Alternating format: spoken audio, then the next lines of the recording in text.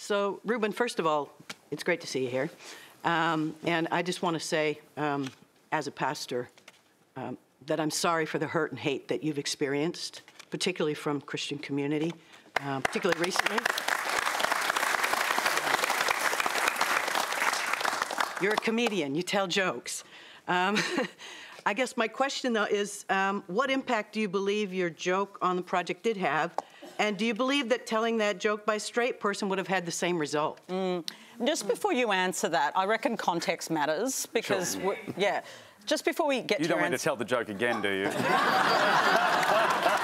No. This isn't bulletproof. No, but I do, in all seriousness, I do think people may have missed it and not know what we're talking about, and I think people should have the right to know what we're talking about. Earlier in the year, you shared a joke on the project. It was very controversial. A lot of people were offended by it. And you said, I love Jesus. I love any man who can get nailed for 3 days straight and come back for more. That was the joke. There was more in the delivery, but yeah, it was... As an ABC presenter that would like to stay being employed, I did that with a very straight delivery, and I understand why people were offended. The question, though, right, obviously Christians were offended, and that's certainly their right to express that, but on the question of whether a straight person had made the joke, you would have gotten a different reaction. What's your thoughts on that? I know it's that joke has been told by straight people. Ricky Gervais devotes almost 90% of his routine to tearing down religion. Dave Chappelle does it.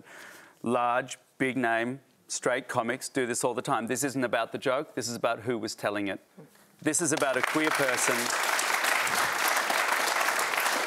This is about a queer person not wanting to be the butt of the joke, but making the joke and having a voice. Not being the political football, but commenting on the game.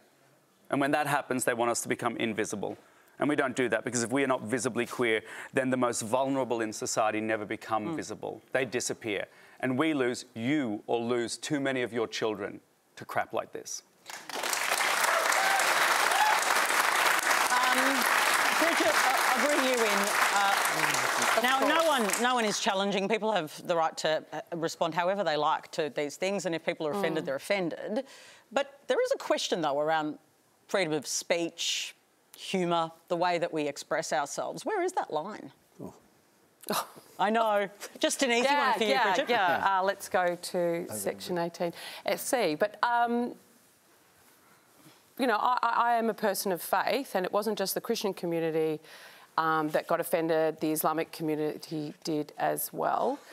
Although I guess Christians have been persecuted for over 2,000 years. Oh, give it a break. You're standing next to a Jewish homosexual and you're going to say Christians have been persecuted? Well, they have. I'll let Bridget finish, if that's okay. I'm sorry. Bridget? Thank you. So, you know, it comes with the territory at the end of the day. I think I would have been equally offended had anyone said that joke. So, and I'm only speaking for myself and my faith, but that's me. But would you have filled my DMs with death threats? Because that's what this particular question is sort of about. No, I've had death threats too. Absolutely. Every woman on this panel has had death threats into their... I feel left out. I've had no death threats. So...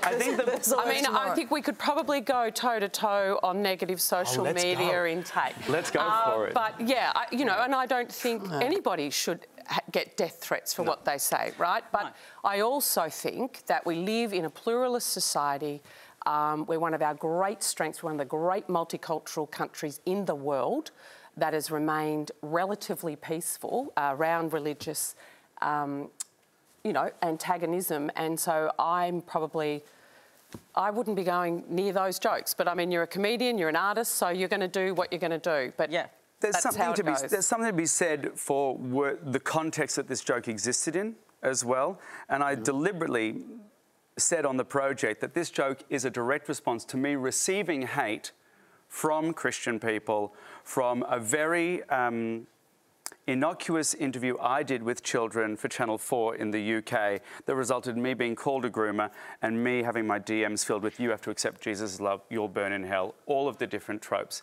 Since the project, I can't even begin to count the amount of articles that have been written about me calling me lewd, demanding for apologies. My phone has been confiscated and combed over by 3 different state police organisations.